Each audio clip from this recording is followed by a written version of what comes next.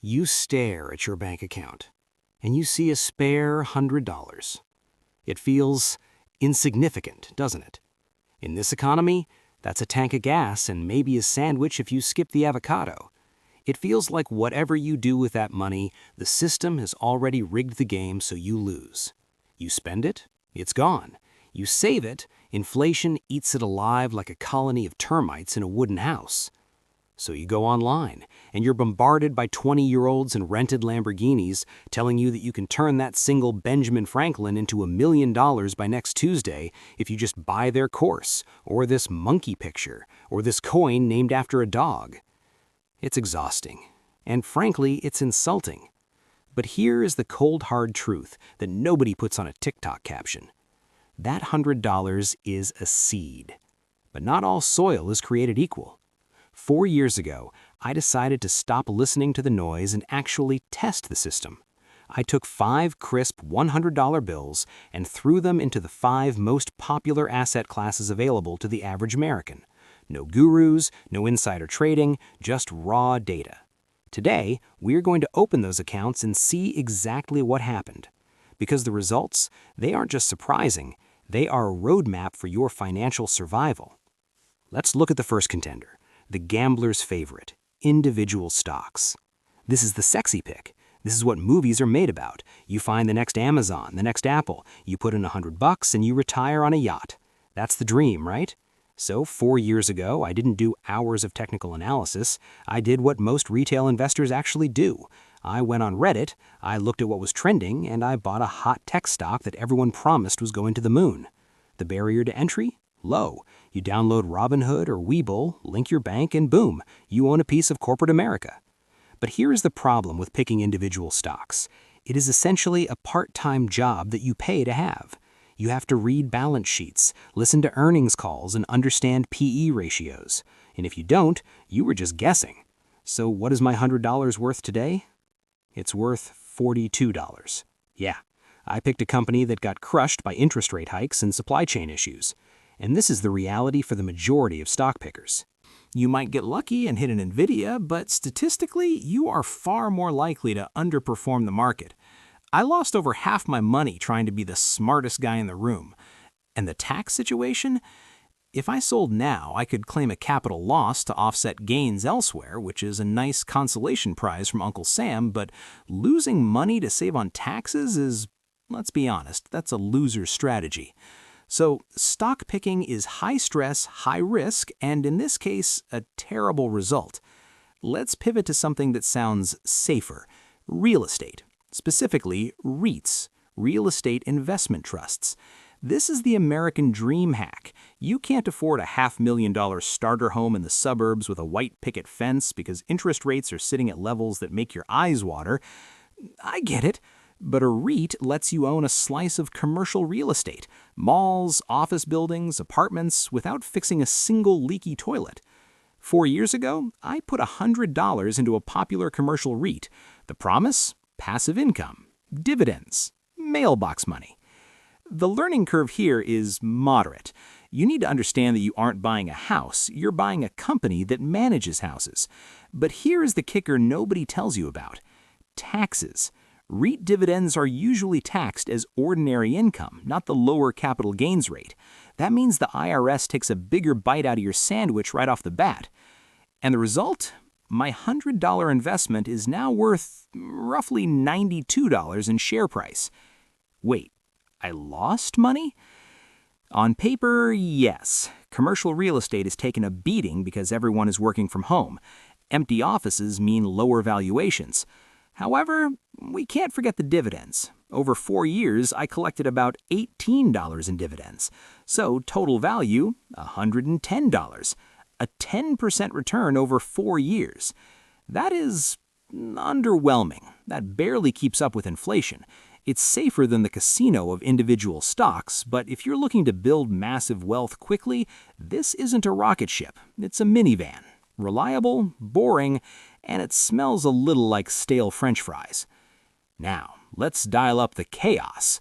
Investment number 3, crypto. I can feel the tension just mentioning it. To some of you, this is the future of money. To others, it's a Ponzi scheme. 4 years ago, I bought $100 worth of the two big boys, Bitcoin and Ethereum. I didn't touch the meme coins, I didn't buy SafeMoon, I stuck to the blue chips of the crypto world. The risk level here? Heart attack level. The volatility is insane. You wake up one morning and you're a genius, you go to bed and you're broke. The user experience? Still clunky. Wallets are confusing, and if you lose your password, your money is gone forever. No FDIC insurance, no customer support line, just you and the blockchain. But what happened to the money? Well, looking at the charts from 4 years ago to today, we have seen massive swings. We had the crypto winter where my $100 looked like $30, but recently, with the ETFs getting approved and institutional money pouring in, my $100 is now sitting at approximately $280. That is a 180% return. It crushed everything else. But, and this is a massive but, that return came with a psychological cost. I had to watch it drop 70% and not sell. Most people, they panic sell of the bottom. And the taxes? A nightmare. Every time you swap a coin, it's a taxable event. The paperwork alone is enough to make you cry. So high reward? Yes, but the risk of zero is also real. Let's calm down and look at the oldest money in the world, gold, the boomer rock. When the world feels like it's ending, people buy gold. It's the ultimate insurance policy. 4 years ago, with inflation fears starting to rumble, I bought $100 worth of a gold ETF. I didn't buy physical coins because the premiums are a ripoff and I don't own a safe. Passive income? Zero. Gold doesn't pay rent, it just sits there and looks shiny. Risk? Low. Gold is stable, but the return? My $100 is now worth about $135. That's actually decent. It did exactly what it was supposed to do. It beat inflation. It preserved purchasing power. It didn't make me rich, but it stopped me from getting poorer. In a world where the dollar is losing value every year, gold is like a life raft. It won't get you to the destination faster, but it keeps you from drowning. And finally, the strategy that every financial advisor tells you to do but you ignore because it sounds boring, the S&P 500 Index Fund. This is betting on America. You are buying a tiny slice of the 500 largest companies in the U.S. Apple, Microsoft, Amazon, Google. You aren't trying to find the needle in the haystack, you are just buying the whole haystack. 4 years ago, $100 into a low-cost index fund. Effort? Zero. Risk? Moderate. If the U.S. economy collapses, we have bigger problems in your portfolio. Taxes? Efficient. You hold it for a year, you pay lower long-term capital gains rates. The result?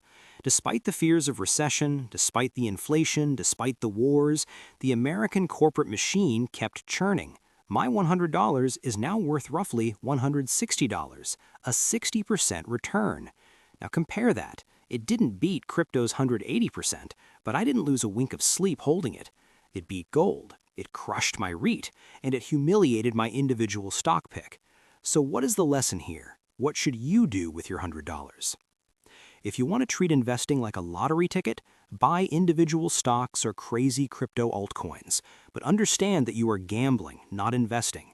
If you are terrified of the world ending, buy some gold. It's a nice safety blanket. But for the vast majority of you, people who have jobs, families, and lives, and who don't want to stare at charts all day, the index fund is the king. It is the wealth-building engine of the middle class. But here is the real secret, the alpha that no guru sells you. It's not just about what you buy, it's how you buy it. If you had invested that $100 through a 401k with an employer match, that $100 instantly became $200 before it even hit the market. That is a 100% return guaranteed on day one. No crypto coin can promise you that. If you invested it through a Roth IRA, that $160 result, it's tax-free. You keep every penny when you retire. The system is rigged, yes, but it is rigged in favor of owners, not consumers. When you keep that $100 in cash, you are a victim of the system. When you spend it on junk, you are fuel for the system. But when you invest it, you become an owner of the system. So stop agonizing over which specific stock to pick. Stop waiting for the perfect time to enter the market. The best time was 4 years ago. The second best time is right now. Take the $100, open a Roth IRA or a brokerage account, buy the haystack, and then go live your life. Because real wealth isn't just about the number in the bank account, it's about the freedom of not having to worry about it. Don't let the simplicity fool you. Boring makes you rich. Exciting keeps you broke. Choose boring.